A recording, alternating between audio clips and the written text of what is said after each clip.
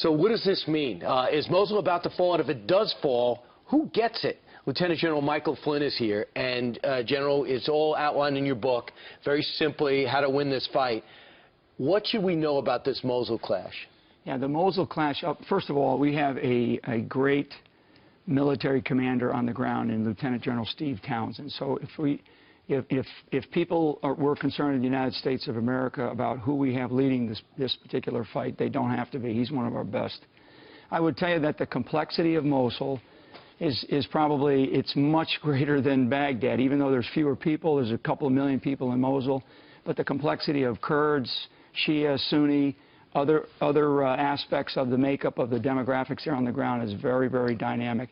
You're going to find it's not so much the assault on Mosul and whatever, God hope that there's not that many casualties, but it's going to be sort of what's next. What's the day after look like? General, I know you grew up a Democrat, but you're supporting Donald Trump. Why do you think as a candidate he'll be better to handle these kinds of situations? Well, I think that we have gotten ourselves into a place here in Iraq, and you see what just happened in Yemen.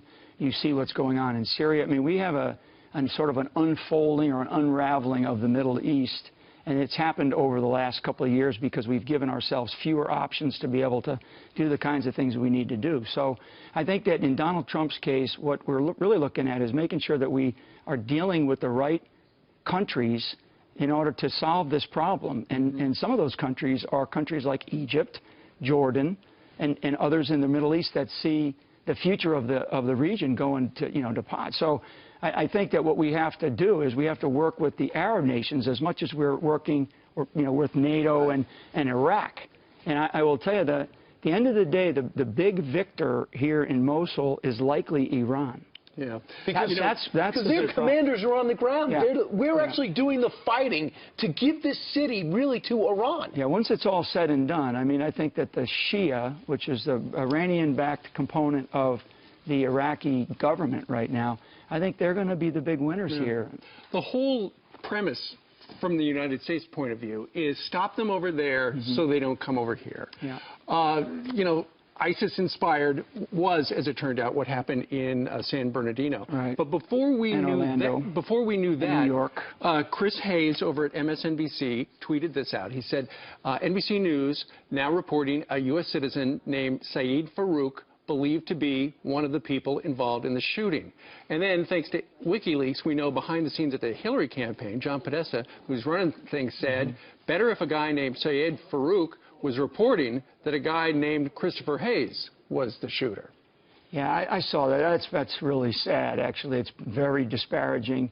And, sadly, what we're going to see is that when we conduct these attacks over in the Middle East, we're going to continue to see this rise of our own problems right here in the homeland. So the infiltration of radical Islamism inside of the homeland is very true.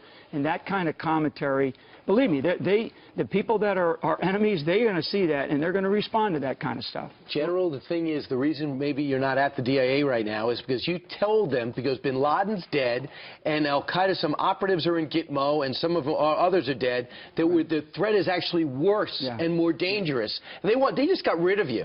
Yeah. And now we're seeing that they just wanted to change it, as well as the daily briefing the president's getting was sanitized from CENTCOM. That's the same mentality. Yeah, I mean, so this issue of bin Laden, and it keeps coming up in the election, in the campaign here.